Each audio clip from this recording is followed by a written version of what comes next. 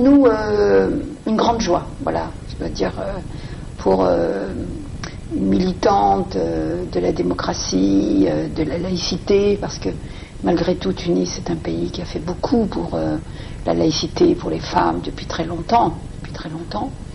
Ça a été pour nous magnifique de voir comment un peuple peut surpasser l'interdit, surpasser le poids de la police, le poids du contrôle, le poids d'un régime dictatorial, il faut bien le dire.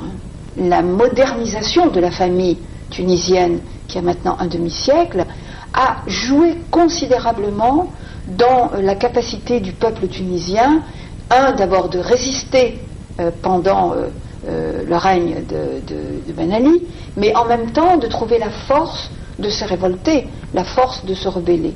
Si cette révolte des jeunes a pu avoir cette longueur, si vous voulez, cette force, si elle a pu traverser toute la société, c'est parce que la société tunisienne avait été, depuis des décennies, avait été entretenue dans la résistance par des femmes, des féministes, des démocrates, des laïcs, des hommes politiques, des intellectuels, des artistes. Je veux faire un hommage à nos amies tunisiennes qui nous ont accompagnés, nous les femmes algériennes et les femmes marocaines, dans cette lutte pour la conquête de l'égalité, parce que les femmes tunisiennes avaient déjà leur égalité.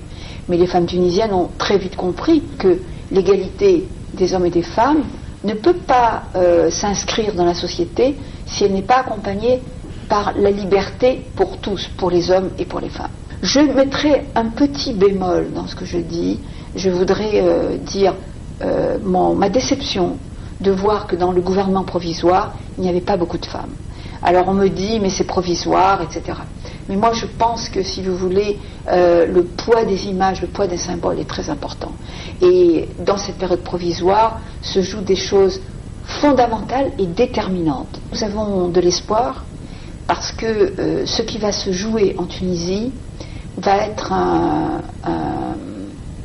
disons, la preuve que dans nos pays, l'alternance, ce n'est pas entre la dictature et l'islamisme, mais c'est entre la dictature et la liberté.